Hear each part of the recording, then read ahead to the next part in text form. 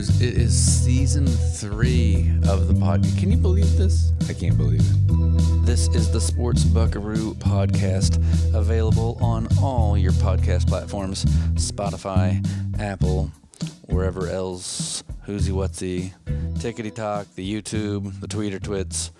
Morning, Buckaroos. Good morning, Buckaroo. Hey, you sound really good. Whoa, what's happening? that sounds good. All right. Awesome possum. My tacos were amazing. I don't know if you saw the TikTok, but I just posted your week 1 recap. Wow. Of the XFL. Greetings to season 3. We made it this far. Season 3. I didn't think it was ever going to happen. It is happening. It's absolutely happening. It's wonderful. You sound great. This is exciting stuff. I can't even get my head around it. You gave me some tech, so I started using the new tech. And I went crazy, so I made a whole bunch of things. We could discuss those later. Yeah, I'm so glad that we're moving on from the NFL season a little bit. I know there's probably some topics we can get into in the off season regarding that clown show of a league, but there's a lot of other sports stuff happening, and so I'm really excited to get into a lot of crazy rabbit holes this year.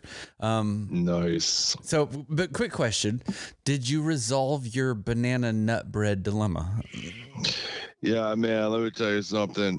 You go out shopping for different items that family members want, and you get there and you're like, they don't have that. Then you're like, should I get this alternative thing that they didn't ask for? And my life lesson to everyone, first of all, I called you to get advice. And then second of all, I was like, I'm texting. I'm not going to take a chance that I get the wrong thing. Right. So then I was like, well, there's this other thing or this other thing. You right. Tell me, because I don't want to be the bad guy. Right. Nobody wants to come home from the store with an erroneous item. There's nothing more disappointing. I don't know why. What is it about our culture to where, we live in such a strange culture because our greatest disappointments are such first world things, right? I'm at home. I'm not doing anything. Someone else is doing me a favor, going and retrieving something. They retrieve the wrong thing and it ruins my day, right?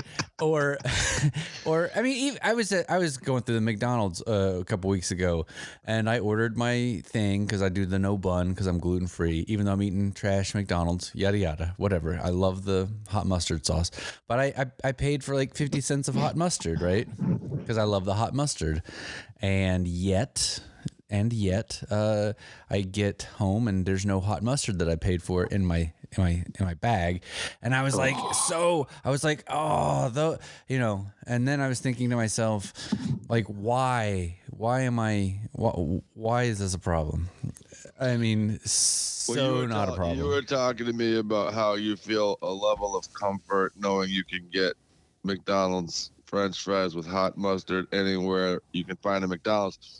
And I started thinking to myself, like, this is not a dilemma that I have, so I can't relate or empathize, because that is not something that would ever become a problem for me, because I would never be in a hot mustard on fries crisis in my life. But I was thinking to myself, what if you came up here for like a game or something? Okay.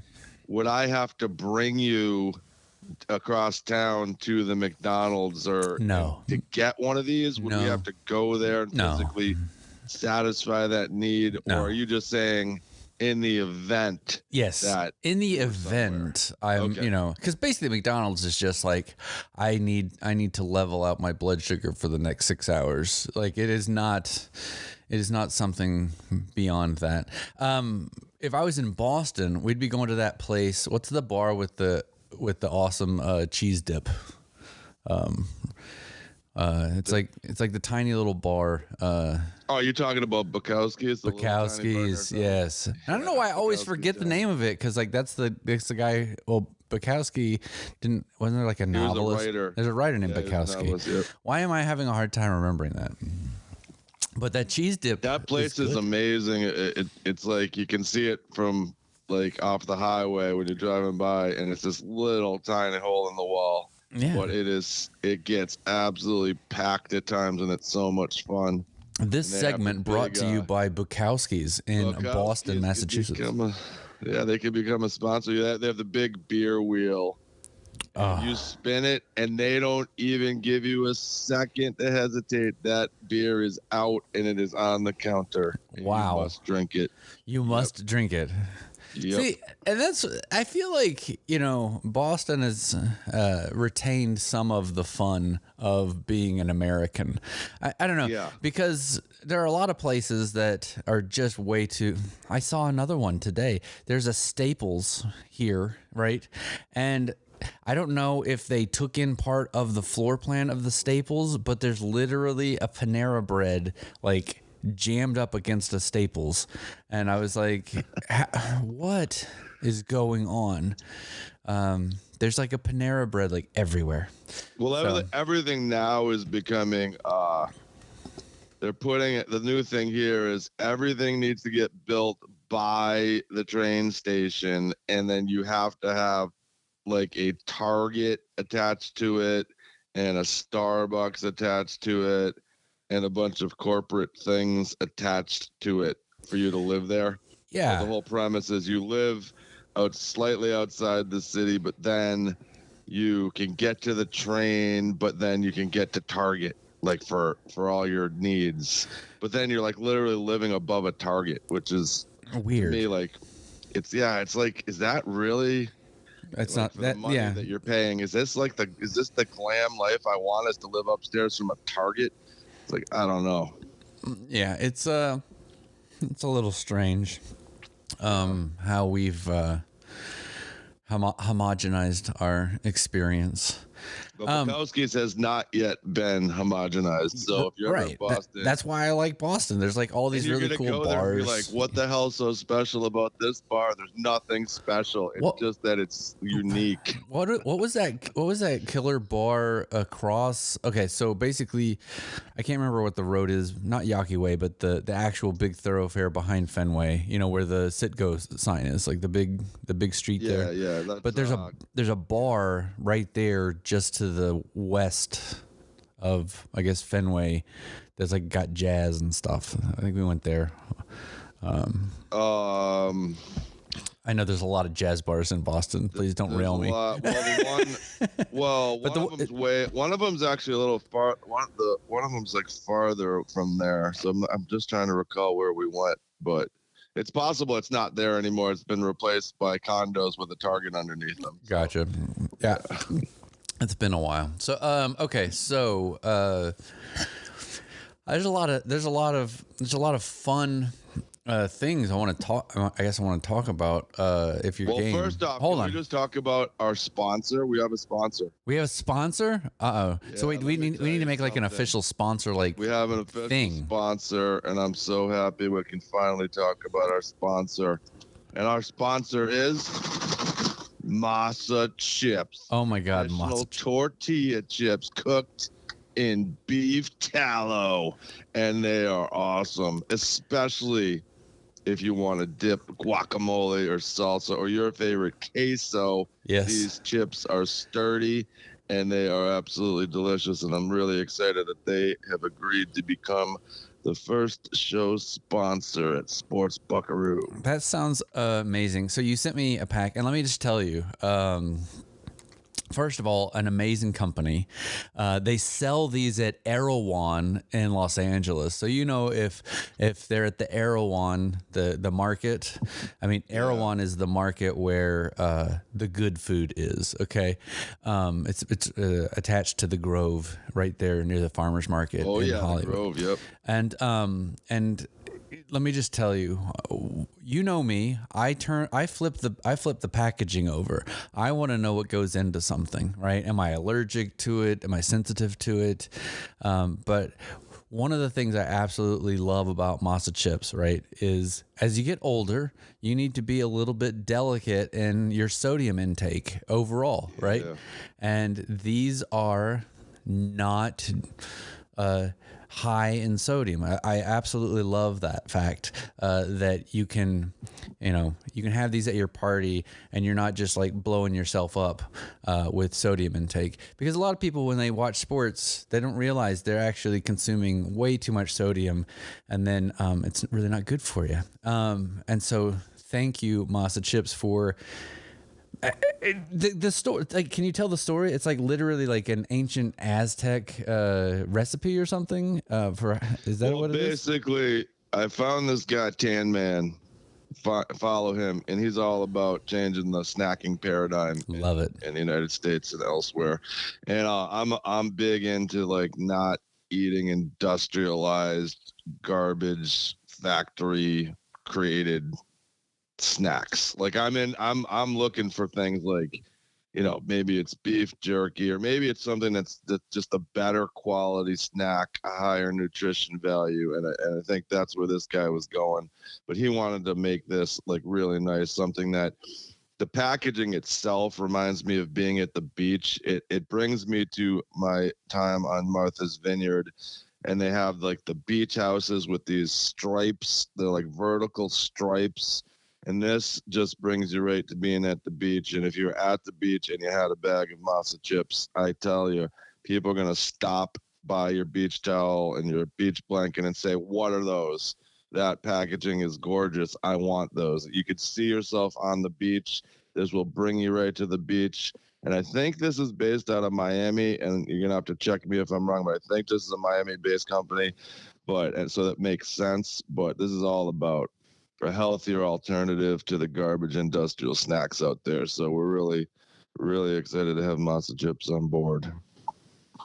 Absolutely. I think, like I said, what excites me is, the beef tallow is actually really healthy. Everything about it. And look, we appreciate our vegan and vegetarian friends. I actually got a vegan buddy, and when I was first talking about this, I was like, hey, there's some really cool chips that are coming. You might, anyway. And then I've read about it. I was like, whoops, sorry, you're a vegan. No harm, no foul. And he was like, yeah, but it gave us a really great opportunity to have one of those conversations where he was like, hey man, I get that you get a lot of healthy benefit from having beef tallow or something in your diet, right?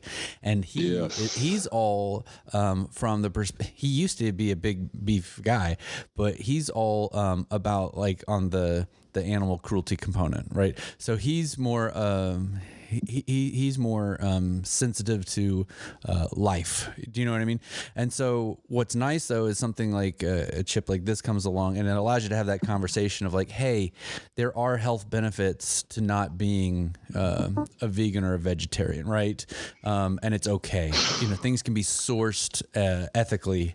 And so yeah, and you don't have to get all ginned up on either side of that debate is what my point, right? Yeah, plus this is made with organic corn. So they've basically destroyed all the animal habitat to plant corn so we could make these chips. So it's great on that aspect as well. Let's destroy everything, plant corn where there used to be wildlife habitat, and then complain that we're cruel to animals. Hey, we're everybody. It's the big tent. We welcome everybody. So it's for everyone. Yeah, it's so funny. If you go to the Masa Chips website, right? It literally has a beach with these striped umbrellas, which looks like the packaging. It's quite amazing. So if you're a vegan or if you're carnivore, you're going to love these chips, and you could just fight with yourself when you eat them, but they're fantastic and they taste great. Yeah. And I don't know if that's, I don't think that's Miami. That looks a little bit more like, what is it? Playa del Sur or whatever it is. Yeah, it could be Martha's Vineyard for all we know, but it does say Miami Beach, Florida on the back. Oh. At least that's where the distributor is. Oh, okay. Well, maybe they are. Maybe they might be Miami based. Yes, I love this. It's possible they're both, but look at vegans will love them. Carnivores will love them, and I like them because you don't have to eat quite as many to feel satisfied for a long time, and they're great for tailgates, so we're super happy. Awesome. Well, that's really cool. Oh, also, there's a little blurb on they don't use any seed oils. So they use the beef tallow instead of the seed oil. So that's a big thing because there are a lot of polyunsaturated fatty acids in seed oils. Too many. And that's what gives you the sluggish feeling. So that being said, good on Masa for finding a really cool way to return us to a traditional human-centric very human-centric. Love it. Good on them. And if you're a Michigan fan, go blue. Well, people forget it isn't blue and yellow, it's blue and maize. The maize, that is the traditional masa. It is the stone ground tortilla made from the maize. So if you're a Michigan fan, you're also going to feel connected to the earth with these chips. So let's go blue. Yeah. Masa, the time has come for an ancient crunch. I love it. That is great. Super exciting. We'll so now carnivores and vegans hate us both equally. Cool. So we're all good. We'll put them we'll put them on our we're getting the website revamped, so we'll make sure we put a link to it, and we'll tweet. There you go. And if you order 10% off with the code Buckaroo. Buckaroo is our code? Absolutely. We have a code? We're top class. Oh my God. Okay. That's cool. All right. That's exciting. We'll tweet that out there. So, okay. Can we let's take a break and eat some masa chips. I'm gonna get some salsa. Hold on. Let me I kind of want to dig in. I want to drill into this XFL thing because we had week 1. Obviously did a recap and put that on TikTok, but let me just say, I had that every year when after the Super Bowl, I get this kind of like, it's kind of like this hangover lull feeling because I'm like, oh, football's gone, right? There's no college football. We have to wait for the draft, all the nonsense. And then this year, all of a sudden, magically, the next weekend, we've got real football. And I know a lot of people are like, hey, XFL came out of the wrestling thing and it folded during the COVID pandemic year and all that stuff. And then, it's coming back and what is this? Is it real? So I don't know. I got really excited that, organized football is happening. And let me just, I kind of want to actually shake out XFL versus USFL because, yes. There's some things going on with the USFL that are probably good, and then there are things that are going on with the USFL that are just not working for me. And the XFL seems to be getting it all right. The XFL seems to be hitting on all cylinders. So there are 8 teams. And so are we talking, which one are we talking, XFL or USFL? Well, we're gonna focus on the XFL, and then I'll lightly like pepper in some USFL compare and contrast, possibly, because I'm not super sold on the USFL and how they've structured themselves. So, but XFL kicked off this last weekend. This is some cool information about the XFL and how it's structured. They are super smart in how they've developed this league. You had said that The Rock, Dwayne Johnson, had bought the rights to the league for what, 15 to 20 million? Yeah, to me it looks there seem to be 3 main investors in this. There's some lady and some businessman and then The Rock. And the lady and The Rock seem to know each other somehow, and I don't really know who these business people are, but they apparently bought this league after it went under. Okay. And they paid like $15 million for it, which is a bargain if you consider what some other franchises are going for. Right. So how they pulled that off, I don't know, but I think they got a great deal. So think about it this way. Okay, so this is what it is. In August 2020, Dwayne "The Rock" Johnson and his longtime business partner, who happens to be his ex-wife, okay, Danny Garcia, they are That's his ex-wife? It's his ex-wife, dude.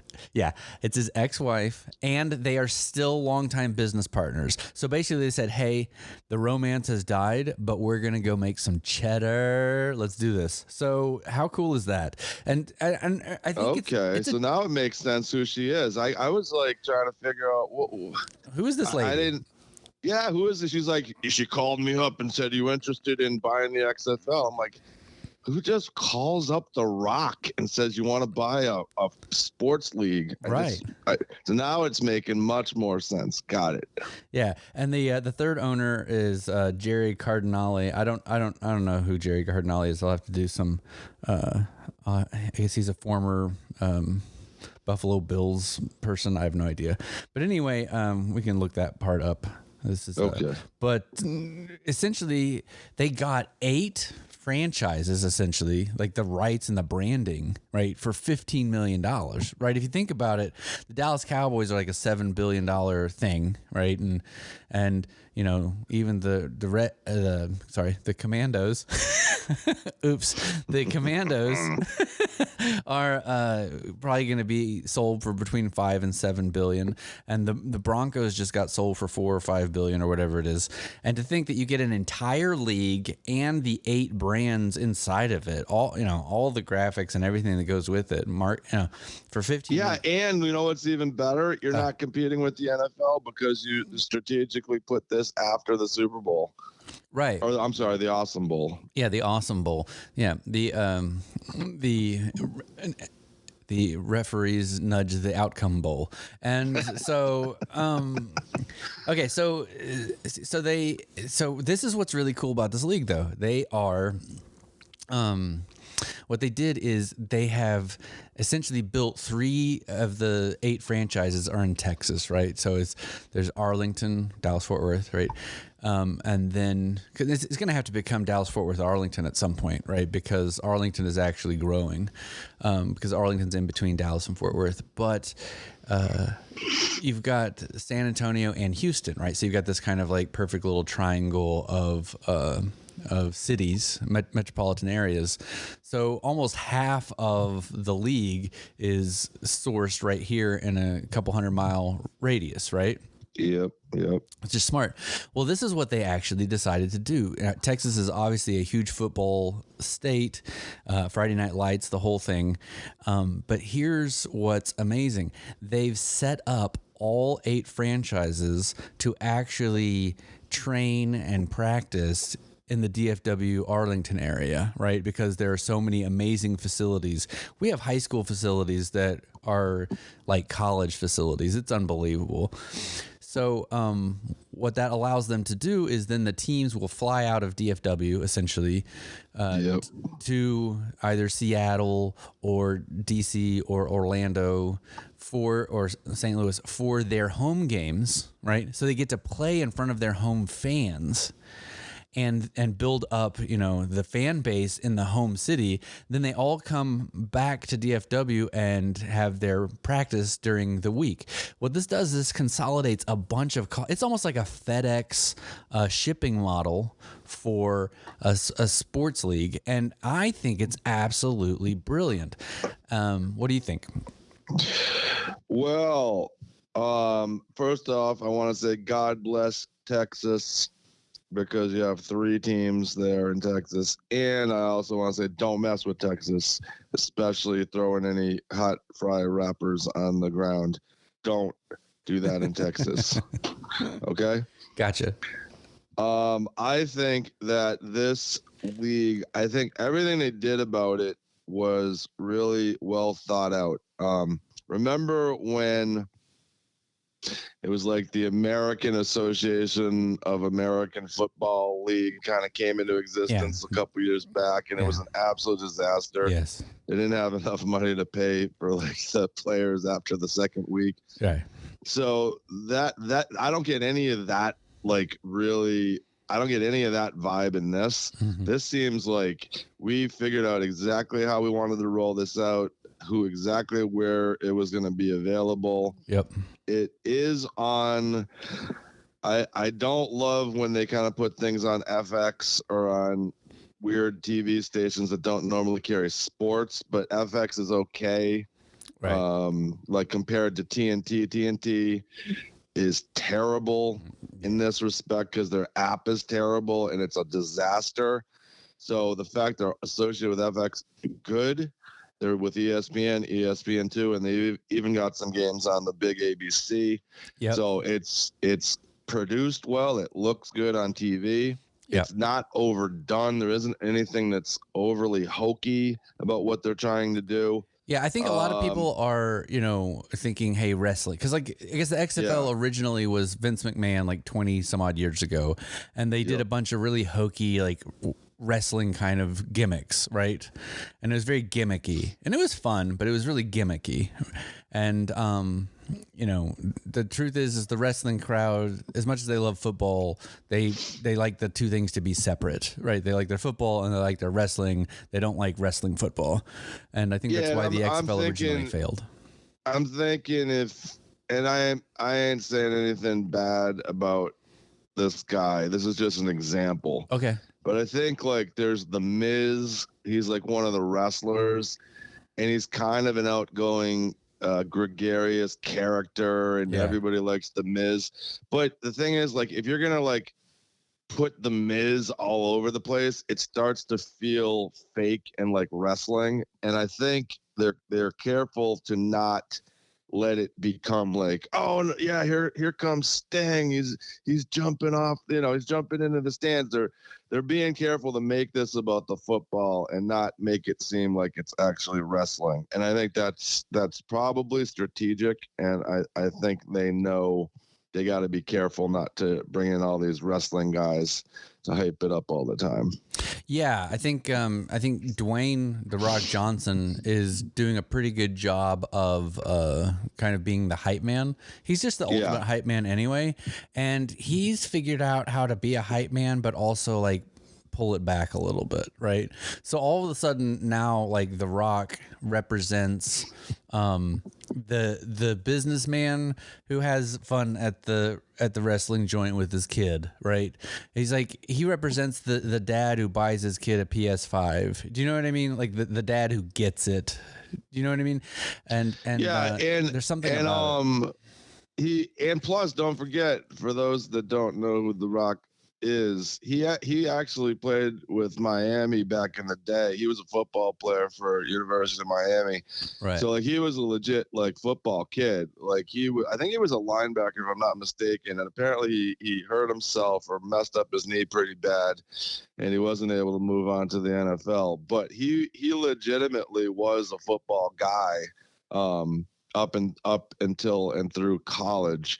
So this is not some grifter coming in that had nothing to do with football. I think he legitimately is a football guy. Yeah, I think he went up to the CFL and played for Calgary, the Stampeders, but he got cut because I hate to say that he got cut. I think you're right. He was injured, and so therefore he just wasn't able to. He lost a step due to injury and just could never.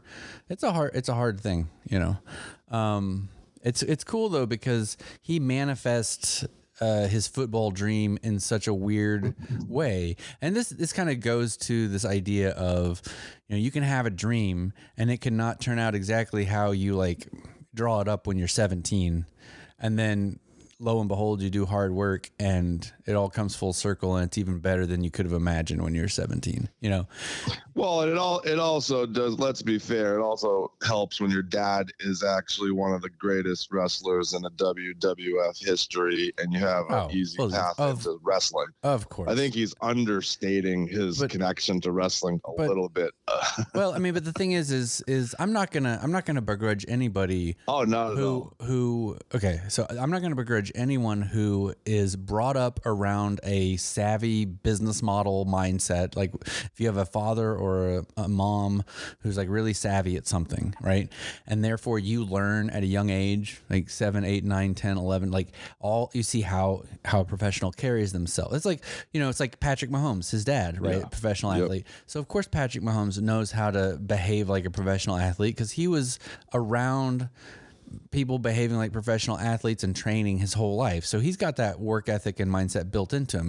He's not just a phenom like genetically. He literally had his 10,000 hours of expertise before he was 15. You know what I mean? Yep. And so, and I don't think we should begrudge these people who become phenoms out of this exposure to professionalism, right? And the reason I say that is we all know that every human being gets to make their own choices, and it's just as easy to just take all that money and privilege and shoot it up in your veins and end up under a bridge or on the 5 o'clock news, right? It's just as easy to make a terrible decision with everything that's given to you as with everything, as it is to make a good decision with everything that's given to you. And so to me, I love Patrick Mahomes for this reason. There's a lot of other people I won't mention on this podcast who I have a lot of respect for because they took their opportunity and they leveled up even further with it. And so it's not really like the size of the hand you start with. It's what you do with the hand you're dealt, period, right? And so Dwayne Johnson to me represents that. He had an opportunity and he literally did everything he could to take full advantage of the opportunity. So good on him. I think, he's making quality products. His movies are the ones I actually enjoy. I hate to say this, but like, I'm a huge rock fan. Okay. Like I'm a huge, wait a second. Did you see Scorpion King? Yes. It's terrible. It was terrible. Okay. So we could start there, but hold on. But like, it wasn't totally his fault. The CGI was terrible. Oh yeah, it was terrible. It was. But let's before we just talk about the good movies, let's talk about. Oh, he's in a bunch of terrible. Okay, hold on. I am not. Look, I don't like the Fast franchise and all that stuff. Like I'm. Look, there's a lot of things that are like ugh, but if I'm going to go and like watch a rock movie, right, I know what I'm going to get and I'm going to get exactly what I paid for. Right. And this is what I'm talking about. He's a great entertainer because you are not going to put your money down for something that The Rock is involved with and not know what you're signing up for, and B, he's going to deliver like what it is you paid for. Right. I don't know anybody who's like come out of a rock dynamic thing and said, well, it just wasn't rock enough, Yeah. And don't mistake what I was trying to say before. I wasn't trying to say that The Rock in and of itself has not done a good job promoting The Rock. I am simply saying he's still living in the shadow of his father as far as wrestling greatness goes. And he'll never be as great as the great Rocky Johnson. But he doesn't need to be. So that's more like where I'm just bringing it back to say, hey, Buckaroo, let's not forget that your dad was probably the greatest wrestler in the world at one time, maybe top 3, but he was right there at the top for a long, long time. And I don't think The Rock has ever achieved that type of greatness in the ring. So I just want to keep it real. Absolutely. So, all right. That being said, did you get a chance to watch? I watched all the games. Like, I was so excited that I actually got to have football on Saturday and Sunday, and because me, I'm like an NFL red zone kind of guy. I like to just enjoy my weekend and vegetate in front of the TV for a few hours. Did you watch any? Well, you've got to digest all those tacos for sure. Yes, I do. Yeah, I did watch. I did watch 2 of the games from opening week, and I did not watch the other 2. Fair enough. Because I don't have ESPN, so I was unable to switch over. So the ones on ABC I watched. So the first games of the day. Gotcha. So basically, you did a nice little recap. I'm going to cut that in right about here. All right. And so that sounded really good, by the way, you putting that whole little recap together. I love that. So now you've signed up, you're gonna have to do that every week. So no, I'm excited because I got the tech, and when you send me tech, I tear into it, man. I read the manual cover to cover. I'm like, how could I do this? What could I do? I'm like, yeah, here's where we're going. So yeah, let's go. I'll get that done every week, man. It's super fun. So and all you got to do is drop me the file, and I can put a little graphic behind it, and we're good to go. So people can find it on the Tickety Talk at Sports Buckaroo, which is kind of fun and growing. So, by the way, I have a question. No. When you're chilling out watching these games, are you chilling out with a fresh bag of masa traditional tortilla chips fried in beef tallow? So I am a much more traditionalist when it comes to enjoying sports. Is like I'll have my Dr. Pepper, and I'll chew on a little bit of ice, and I will I'll get the icy hot, and I'll like rub the icy hot into the arches of my feet, and I go full on like cowboy day spa kind of vibe for how I do this. So let me here's this. And by the way, while we're on this subject, McDonald's French fries used to be cooked in beef tallow. When I was a kid, they were way better than they are now, right? Because they were cooked in the same stuff that masa chips is cooked in. And I wish that McDonald's would go back to that. It would be amazing. But they can't because of the thing. They gotta look. I'm gonna give McDonald's their props. Just one, which is they have figured out how to mass produce food that is generally safe to the general public in terms of like allergies and sensitivities and ideologies and proclivities. Like they've done a really good job of like punting it down the middle. And so for that, I guess somebody needs to buy all these potatoes.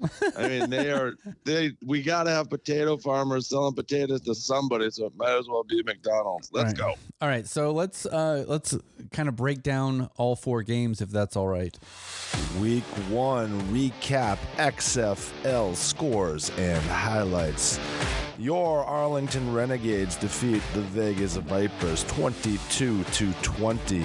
The Houston Roughnecks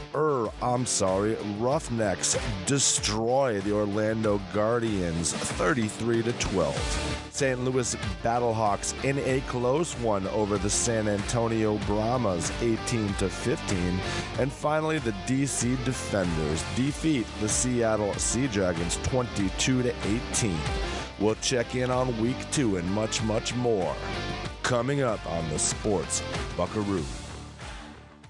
So the opening kickoff for the new revamped XFL was the Las Vegas Vipers, or the Vegas Vipers as they're called, at the Arlington Renegades. Now the Arlington Renegades are the rebranded Dallas Renegades from XFL a couple of years ago, but it's still the same Bob Stoops team.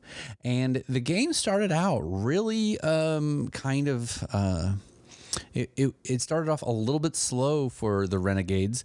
It looked like they were just going to lay down and get blown out by Vegas. And then what happened is what's cool is about the league is you've got these You can score a touchdown, you get 6 points.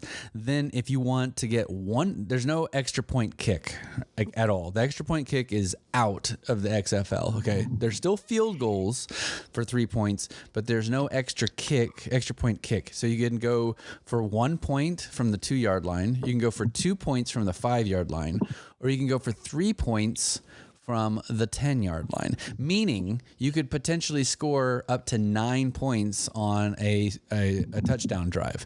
So you get 6 + 1, 6 + 2, or 6 + 3. Well, what this also does is it creates a dynamic where you're not going to be scoring 1, 2, or 3 every time. So you might only be scoring 6, and that's kind of what happened is there, the point after conversion is about, are you okay there? Are you, Did I make some noise? Oh yeah, you're breathing heavy. I feel like you're about to have a stroke or something. Oh man, hold on. Well, I'm not used to this new gear, so my mic is in a different place. Hold on.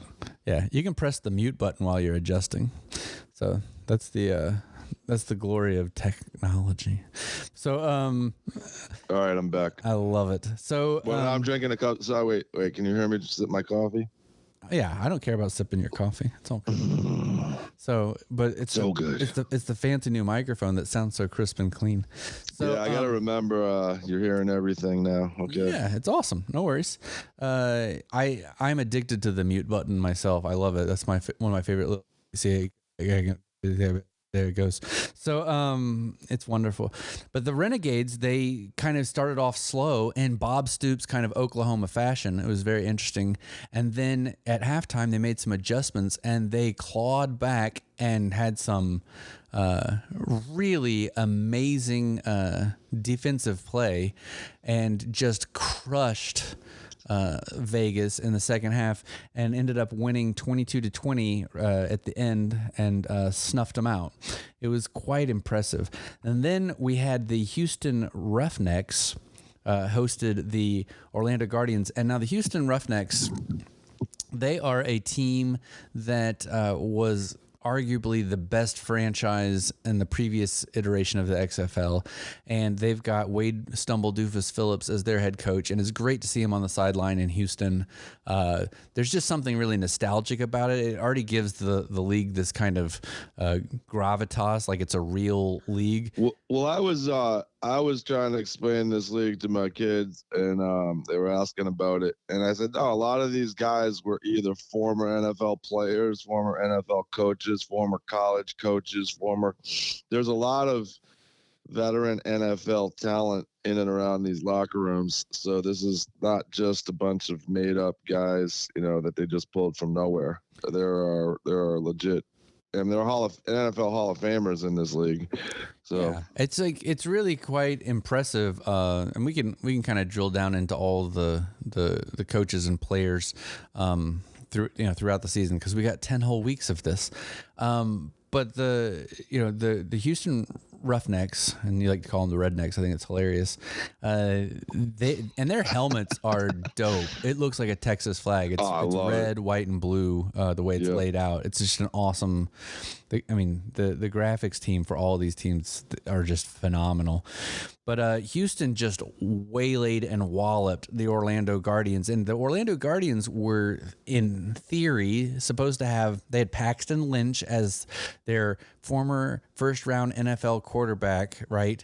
And Paxton Lynch got benched in an XFL game. Okay, if this doesn't tell you how legit the actual league is, the defenses are really quality, right? You have a former NFL first-round pick for the Broncos, right, getting benched because, this is an actual tough league, right? Yeah, guess what? The San Antonio Brahmas just fired their general manager after 1 week. Wow. See, this is so, and this is what's awesome. So the Roughnecks, destroyed Orlando.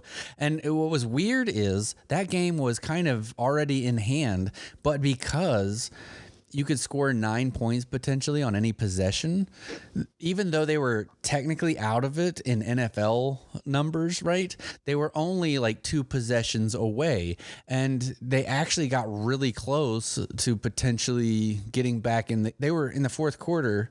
They were really close to getting back into the game. They ended up losing 33-12, and so they ended up losing by 21, right? But that being said, there was like a last minute turnover essentially that kind of iced the game. But that fourth quarter, it was not totally out of the question that Orlando could string together 2 possessions and actually, make it a game, because you can get 18 points in 2 possessions. Yep.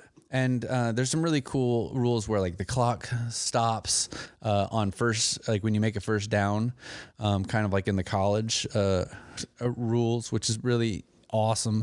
They've done some really great things. There were no officiating plays that felt like they nudged the outcome of the game. All of the officiating was top notch, and we'll get into that in a second. Sunday's games, I'll go over those, and then we'll kind of do the big deep dive. The Brahmas hosted the Battlehawks. The Battlehawks from St. Louis are really good. They were probably the second best franchise, the last iteration. And so it was pretty to be expected that they were going to wallop the Brahmas. And to be honest, they did. They got up, pretty quick, and then good on the Brahmas. The Brahmas came back, and it looked like the Brahmas were even gonna like steal the game. They were up 15-12 with just seconds left, and the Battlehawks were able to score a touchdown in the last 20 seconds of the game to go up and win 18-15. So that was exciting because it kind of came down to the last moment. And then you had the Seattle Sea Dragons and DC Defenders. That game was also kind of bizarrely competitive.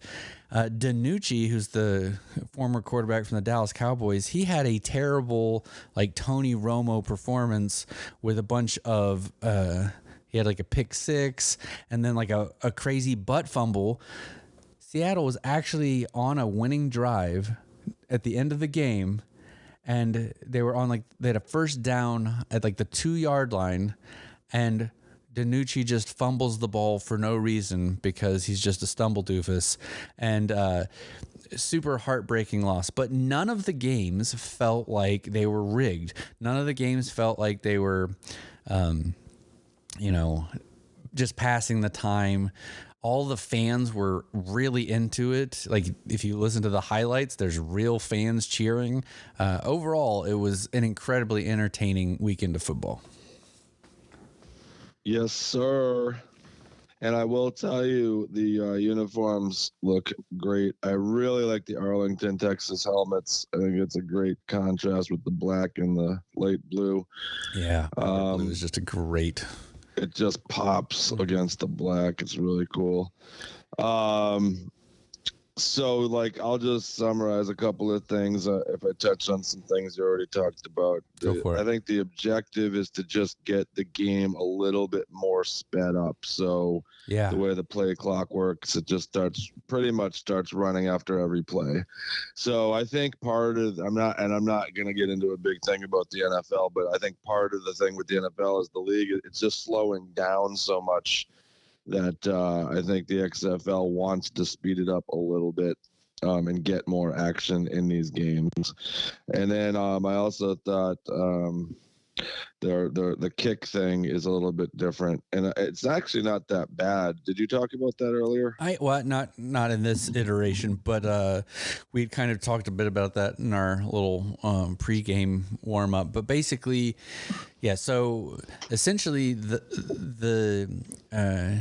the kicking team cannot actually, they line up, but they can't actually proceed forward until the receiver catches the ball, right? Yep. Then you're released, but also the defenders cannot retreat to defend and block until their player catches the ball, right? And so what it does is it gives the runner like a 5 to 10 yard kind of opportunity to get ahead of momentum, and it slows down the pursuit to where the defenders don't have like this like momentum, I guess, going into the tackle, right? So it gives the receiver a little bit more of a speed advantage.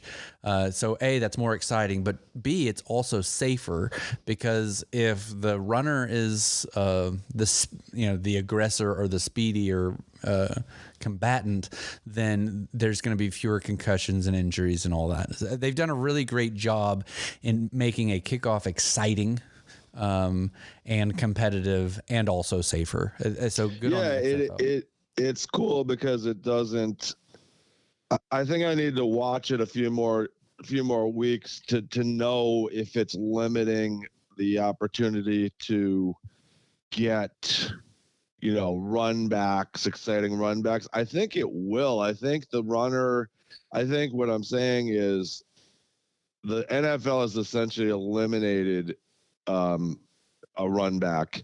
This is sort of a happy medium where I just want to see how often we'll get a big breakaway run. And I think they will, because I think everybody's got 5 yards to get up to full speed. Right. And that's not quite as good as 10 yards, but it's still pretty good. So the runner is going to have a slight advantage because he'll be able to go about 5 yards or so to get up to top speed, and then everybody else is going to be bumping into each other. So I think it's potentially going to create exciting runs. So what I think is it's going to take a year or two of a lot of kickoffs for offenses or special teams, coaches to scheme, certain wedges and like return dynamics, right? It's like, hey, this team has a tendency, so let's kick the ball over here, or hey, this team has a tendency, let's return. And I feel also that the XFL is primed to set up really cool like lateral, hook and lateral like return scenarios as well. Do you know what I mean? So I just think it's going to take time for the strategy to develop. It's because it's a new rule. It's a new dynamic. Well, plus they've added that double forward pass behind the line of scrimmage as well, which could end up being kind of cool with some of the plays that could potentially get made. Yeah, well, you could put a quarterback in shotgun.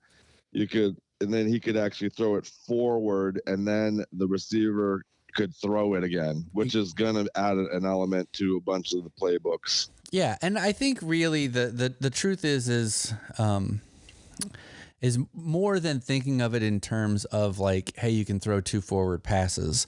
I feel like the philosophy around it is more like, hey, you're allowed to do anything you want behind the line of scrimmage, and we're not going to call like illegal forward pass. So like, because like, literally it's like the lateral, right? So in the NFL, you have to throw it backwards, right?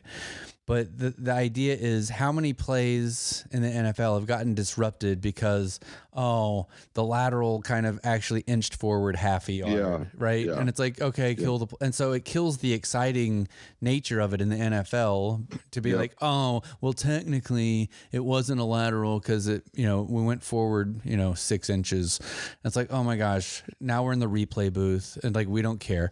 So what the two and this is what I meant earlier that the NFL is slowing the whole thing down too much. This eliminates that. So, well, it can be either backwards or forwards. It doesn't matter. So as long as it's behind the line of scrimmage, you can throw it wherever you want. I think the NFL should really take a hard look at that, because I think this idea that it's got to be going backwards is kind of stupid. The idea like that you're already behind the line of scrimmage. Yeah, the idea that you have to lateral it while you possess the ball behind the line of scrimmage. Like, you should be able to do anything you want with the ball behind the line of scrimmage. I love that. That conversation to me is done. Like, that should be the way it is. And to your point, the replay. Okay, so this is what's amazing about the XFL. Okay, this is so cool because I wasn't thinking about the R word for the entire 4 games. Like nothing felt rigged to me, right?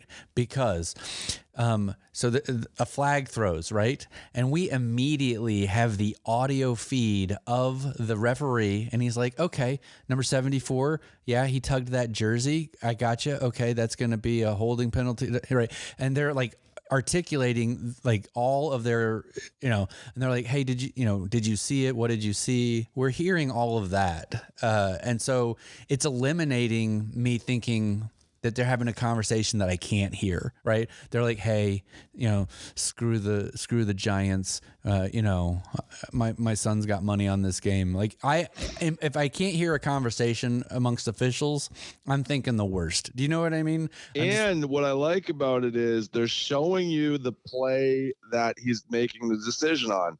So the ref in the booth is basically saying, okay, this shot means nope, play stands because this is not a down or this is not a fumble, and you're seeing what the ref is seeing.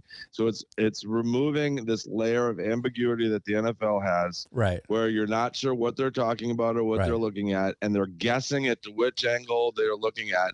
And then the TV broadcast is showing you angles, and you're like, well, clearly it looks like this is a fumble. Mm-hmm. And we don't know if that's what the refs are looking at. So it's just creates this big mess that doesn't need to exist.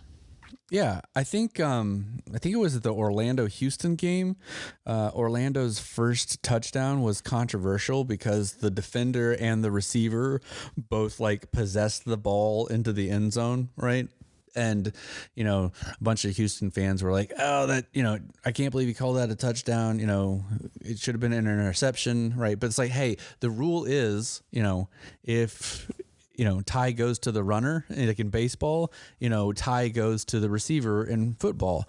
And so, I mean, I think it was the right call. And I think they did a good job of like saying, hey, nope, this is, the rule is the rule. This is what happened. They clearly are fighting over this ball to the ground. Therefore, it's a offensive possession in the end zone. It's a touchdown. And the replays, to have like that replay analyst, in real time saying, hey, this is how it's going.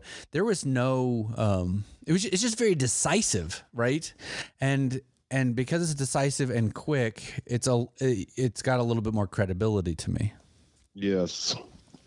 So, I mean, it's amazing. In 1 week, the XFL has alleviated all of my aggravation with professional football. Do you know what I mean? Well, and it looks like they've had zero problem integrating female refs into the league, like from the get. So, well, and the thing is there's no reason why we shouldn't have female officiating. I mean, women are incredibly competent, maybe more so, and they all were very. I mean, I saw like the ones in the Arlington Vegas game, very savvy. All of the female officials in the Houston Orlando game, very tough as nails, not out of place at all. And all of the players were incredibly respectful of them. And it's like, wow. Yeah, because I don't think the NFL has any umpires. I don't think any of them are. I think the females are all like on the side. Is it? I'm not, like line judges? Wrong, I think they're all line. Yeah, they're all line judges, but they're not like umpires. So I'm like, I find it curious that the umpire, at least in the Arlington game, she looked like she was giving it back to the players. Oh yeah, they had questions, awesome. And I think that's a big positive right there. Yeah, and the thing is, and it's what Morgan Freeman and some of the great minds of our time have kind of said is like, the less we have to like draw attention to something, the more normal it technically becomes, right? And it's wise. like, and so when I was watching the game, honestly, we're talking about it because in a post analysis kind of way, right? Because that's where you have the conversation, right? But like in the moment, it didn't even phase me or strike me. I'm like, I acknowledge, hey, there's a ponytail. That's it's a female official or whatever. But like, I didn't have any thought of like there should be, a conversation about it other than, perspective after the fact of like, hey, that was amazing, you know? Right, because like I don't want to go down a rabbit hole here, but speaking of ponytails, which could be a man, so like in soccer, basically they've done the exact opposite. They've essentially Making it a thing. They've made it completely separate. So all the female refs are essentially, and this isn't as true. They're integrating them at the world level, but like most of the female refs just ref the women's game, and then the men's game is still all males. It's like, this is interesting that football, which is in theory not as like enlightened as soccer, is actually ahead of soccer. You know what I'm saying? It's Right. like this. I know what you mean. It's kind of weird in a way that the XFL comes right in and it's like all integrated from day one, and yet in soccer it's still kind of segregated. So yeah, it's fascinating that, you know, the meathead Origin League is actually the progressive. Exactly. You know? And what's great is they're doing it the right way, right? They're doing it in a way that is respectful without like having to make a big old dog and pony show of it, right? Yep. Because, and that's what you do. You just say, hey, here's your official, and like there's no conversation about it, right? And anybody that doesn't like it, they can just not, they can just not be a part of what we're doing, and we don't want them anyway, you know. And and when you have that kind of a mindset, it's to me, the XFL just represents so many things that are less toxic than what the NFL is, right? Yeah, it's like you don't need to your Morgan Freeman point. And this is I think we just need to touch on this again. This is a really important point.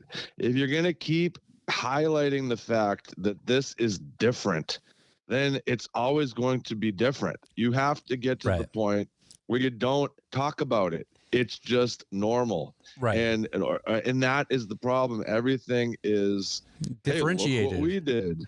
This is the first so-and-so person. This is the first so-and-so. And if you're just going to do that every single time, then it's never going to get integrated. Speaking of integration, I just think it's great that ESPN is fully integrated and they've actually got Vegas lines. Okay, so what we're going to do is we're going to kind of preview a little bit of XFL Week 2. How about that? Yes. So there's a Thursday night game. So and don't forget to put the bumper in there when you edit this out, man. Put the bumper in there. The XFL Week 2 continues as the St. Louis Battlehawks take on the Seattle Sea Dragons in Seattle. Thursday night, February 23rd at 9 p.m. on FX. DC Defenders are in Vegas to take on the Vipers Saturday, February 25th at 7 p.m. also on FX.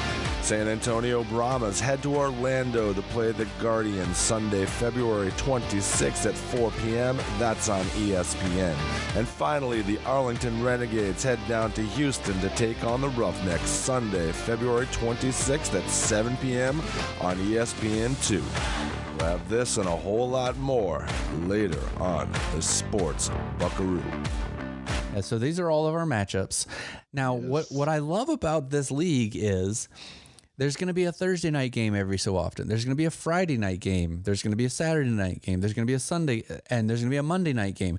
And they've done a great job of ebbing and flowing these games to where you're going to get football, 2 or 3 nights a week, all the way into like May or whatever it is, right? And then I think the USFL kicks off. So they've done a great job of filling this void, like while people are waiting for baseball to really kick off, waiting for the NHL to get set up for its Stanley Cup, waiting for the NBA to get set up for its playoffs. Usually there's only March Madness right now. And so this is really wonderful that we've got actual competitive football. So we're going to go over these. And I love how you just completely glossed over the fact that the MLS kicks off this weekend. Like it doesn't even exist. Oh my gosh. And that's the way it should be. I mean, I pay attention to the MLS when it gets to like closer to playoff time. So Let me just go on a quick soccer rant for 2 seconds. MLS, if you are listening, Do what the XFL has done and find a window where there isn't anything else going on and fill it. Don't compete with the big boys. It makes no sense what you're doing. Okay. Yeah. That's my rant. It's well, I mean, it's hard to live in a TV commercial universe and have a sport that doesn't have TV commercials. You know, it's like I don't know, maybe the advertisers have a hard time figuring it out. So, not in Europe, but here. But of course, in Europe they have, siestas and all the stuff. So, you know what I actually enjoy, which I wish that all sports would do more, is just run the ad on a split screen. It's the best of both worlds. You still feel connected to the action in the stadium, and they're running the ad, and there's still a break. I don't know why they just don't go to that format. There's no reason to completely go out to run ads. Well, the thing is it seems like they should be able to master the 5 to 10 second ad. So like when the ball goes out of bounds, there's about a 5 to 10 second lull for getting the ball back to in play and stuff. There's little windows where they could actually because like all these sports that don't auto racing, soccer, the reason that they have all these ads all over their cars and all over their shirts is because they can't run ads because there are no breaks in these sports. So like this is not rocket science, folks. We can come up with a happy compromise. Let's go. I agree. Okay, so Thursday night we have a football game. Saturday, we have a football game, and Sunday we have 2 football games. So let's go through them. Thursday will be the St. Louis Battlehawks at the Sea Dragons of Seattle. Seattle's a 3-point favorite, even though they've got Tony Romo DiNucci at quarterback. So do you have any sense of how this league is set up? I feel like the St. Louis Battlehawks are way better than the Sea Dragons. So I think this is a ridiculous favorite for the Sea Dragons at home. I don't know what they're doing. So, well, I don't know anything about the Sea Dragons, so I'm going to have to rely on you if you don't think they're up to par in terms of being one of the top teams. I think St. Louis coming back to win last week proves that they've got a decent squad. So yeah, I would say that it's going to be tough for the Sea Dragons to beat the Battlehawks. So I feel like the Sea Dragons are, they're a talented team. I feel like the Sea Dragons represent a Belichick mantra for me, which is you don't need to worry about winning until you can stop losing. And the Sea Dragons figure out ways to lose, in my opinion. I just feel like they're not quite fully cooked yet. They might be good towards the end of the season, but I feel like St. Louis is an overall better, well-rounded team that knows how to win. And I don't want to put you on the spot here, but do you have any idea how these temes got all these players and coaches? Was this all divvied up at the top level, or are these all independent, like player acquisitions? Like, can you just go get all the best players available, or is there some sort of parity in how they're split up? Yeah, there was like a a draft kind of a thing, and so and then the franchises all kind of were able to go to a pool of coaches that were all available. So, but I believe it was back in November or something. There was so they had opportunities to. So the XFL assigned the quarterbacks to the teams, and then there was a draft for all the other key positions. For offense, defense. Offensive skill positions, defensive backs, defensive front seven, offensive line. So there are 4 categories, and then there were 285 draft picks. So and from what I saw in week 1, speaking of quarterbacks, I think Arlington, because I watched that game the most. I'm not sold on their quarterback yet. Kyle Slaughter. They might. No, Plitt was it? I think they already like put Slaughter in a little bit. So. Oh, okay, because their quarterback was not. I felt like was letting them down quite a bit, and it could just be first week jitters. But that's something I'm gonna keep an eye on.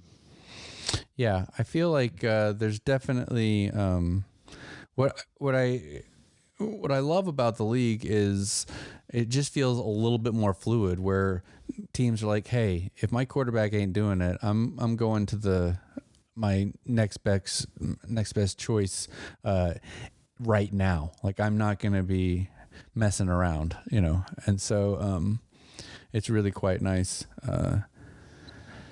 So, all right. So we think St. Louis should handle the Sea Dragons. Okay. Yes. So Seattle's going to have their first game spoiled. All right. Saturday, we've got the DC Defenders at Vegas, baby.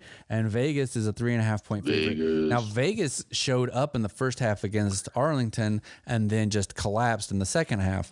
DC, I don't know if they're really good or if DiNucci is just that bad. I feel like DC should have lost that game to Seattle. But like I said, Seattle just figures out ways to lose.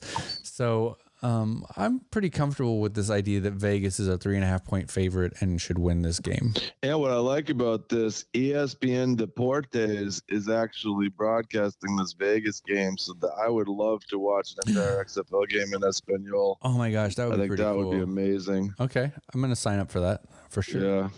So you, how are you feeling? It's on FX ESPN Plus. And well, it actually says ESPN Extra on Sirius XM. I wonder, so that must be the radio broadcast. Yeah, it was the audio simulcast. Yeah, I gotcha. One other question on the Vegas Vipers: where do they play? Where is this game going to be? I'm pretty sure they play at the UNLV Stadium. So. Oh, okay. Okay. So let me see. I'm pretty sure. I can't remember. Is it like Nickel? It's Is it Bert Ogden Arena? Let's see. Hold on. Let me see. Is that what it is? I'm clicking on Find Tickets. It is at. Hold on. Of course I can't. No, oh my gosh. It's at Cashman Field. Cashman Field. I hate Google because Google just pulled up. I pulled up Viper Stadium and it brought up some like Tejano band playing at some place in Texas. I mean, so it's at 850 Las Vegas Boulevard North, but this I don't know what it's the Cashman Field. Yeah, I have no idea what that is. So it looks like Cashman Field is in downtown. Let's see. It's got to be close to the Strip if it's on Las Vegas Boulevard North. So what I'm gonna do while we're I'm going to pull it up so I can see it on the magic of the Google. Let me see. Yeah, Cashman Field is near the Las Vegas. Oh, it's the baseball field. I've been there. That's where. Okay. That's where the Las Vegas. Oh, so it's closer to North Las Vegas. Okay. Oh my gosh, that's a great little. So it's basically a baseball field that's converted to a football field. That's exciting. That's actually a really great venue for baseball. I've been there for spring training games to see the Texas Rangers and the Chicago Cubs. And not too far from there is the Church of Jesus Christ of Latter-day Saints. So you could swing by there. Yeah. Or you could go to the Neon Museum. It looks like it's all about neon signs. That's not far. Yeah, the Neon Museum, Las Vegas. Mm-hmm. Oh, yeah, this is really cool. And there's a taqueria right there. So, oh yeah, yeah, good. Okay, so there's also a cannabis drive-through. You get cannabis, and you don't even have to get out of your car. Maybe we should go to a game in Vegas. Maybe we should go to a game. That's what I'm thinking. Drive-through cannabis dispensary. I'm there. All right, so we've got, and not too far. The Love Story Wedding Chapel is right down the street. Yeah. Oh yeah. All right, so we've got Sunday's games, which will be the Brahmas and the Guardians. That would be San Antonio at Orlando. San Antonio is already a 3-point favorite over the Guardians. I think people have figured out that the Guardians are probably the Cleveland Browns of the XFL. Yep.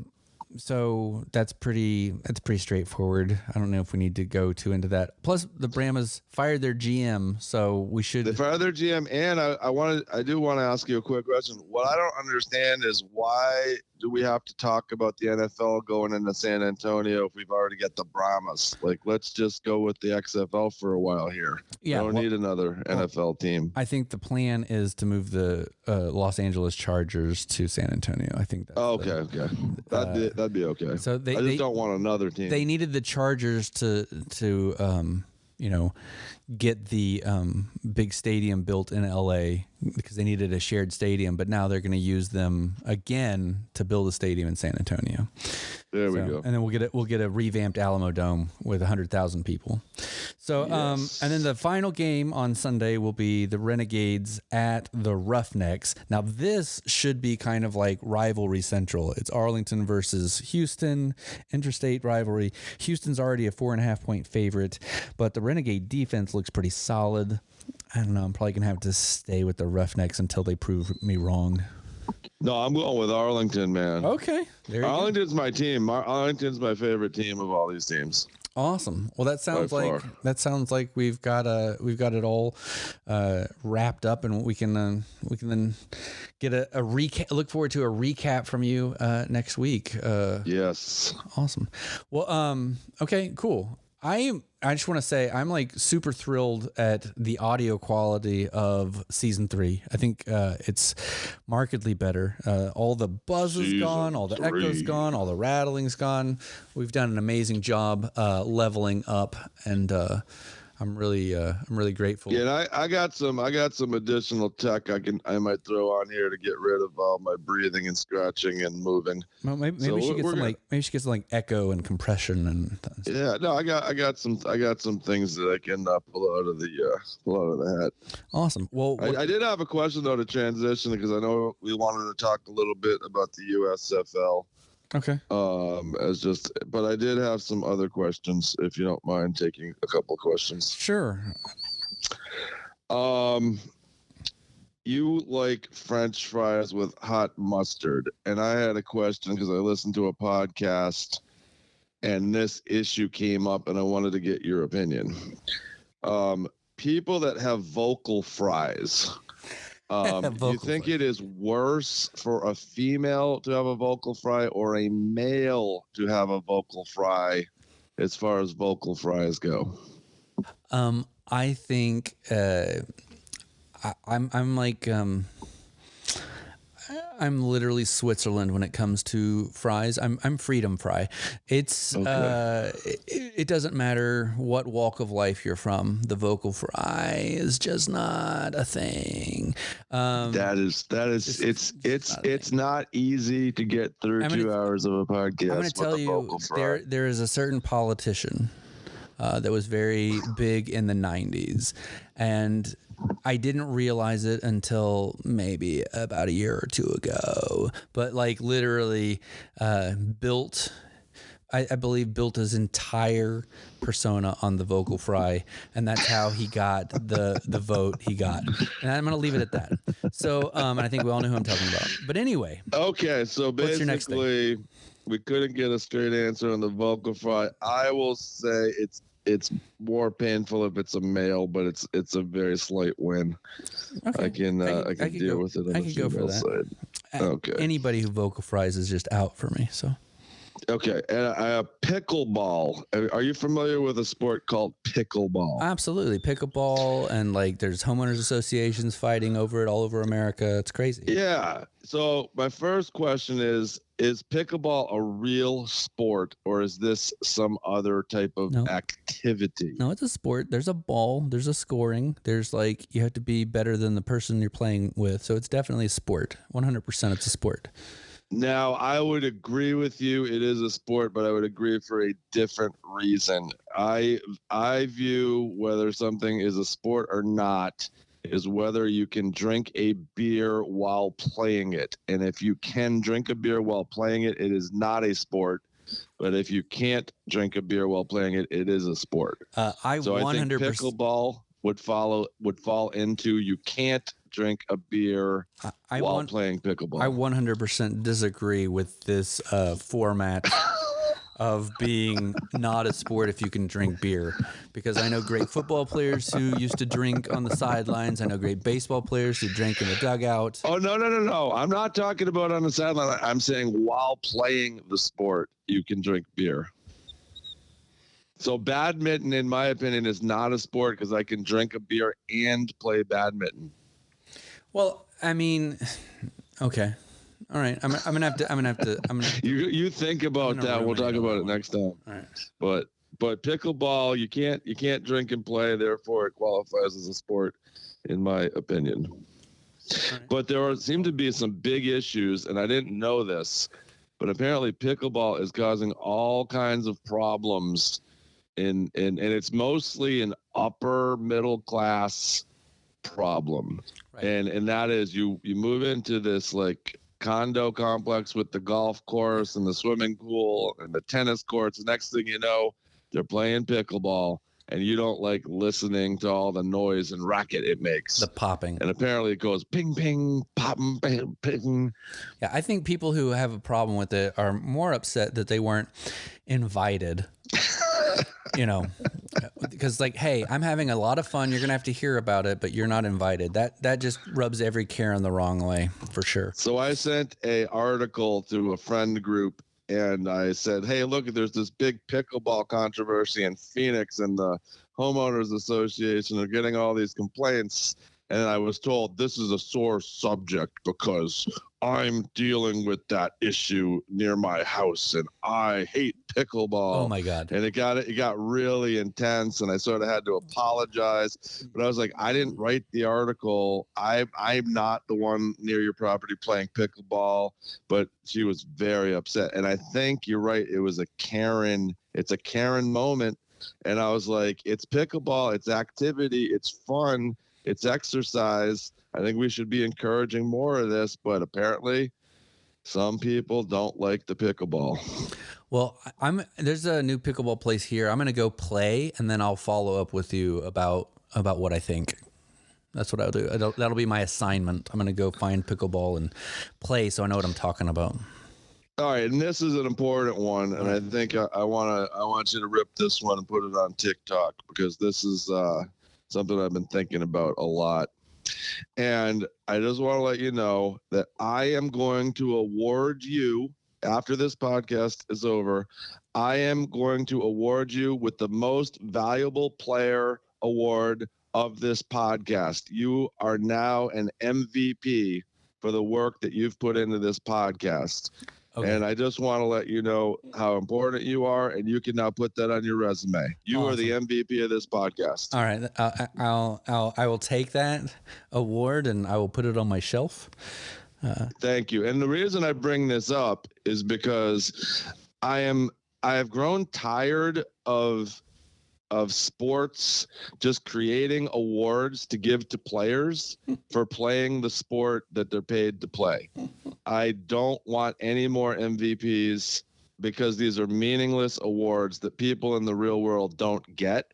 But if they're going to continue to give an MVP for like the All-Star game, the basketball All-Star game, or the Super Bowl All-Star, I'm going to give you the MVP award for this podcast and the work that you put in. Thank you. You are the award winner. I just like to give all the glory to the people who invented the podcast technology. So awesome. I'm actually going to go to Disneyland now. And yes. But no, I will enjoy some masa chips. I would like you to give me the MVP next week. I'll do that for sure. Okay. Absolutely. Great. Because I want to build my resume that I've got at least. We'll put it on the website. Yeah, I'm going to put it on my mantle that I got 3 MVPs for the work I put in here. Awesome. Well, I'm very grateful to you for helping me build something that will get into season 3 and then eventually season 4. And I feel like we've got a lot of momentum. I'm grateful to all the people who are listening on Tickety Talk and Apple Podcasts. And what I'm going to do is I'm going to export this file and put it on the interwebs. You are all MVPs and all deserve awards. Awesome. Well, I appreciate you very much. Thanks for working through all of the technicalities this past season, and I'm grateful that we are leveling it up. I can feel the level up. It's almost like altitude sickness. It's way up. The level is way up.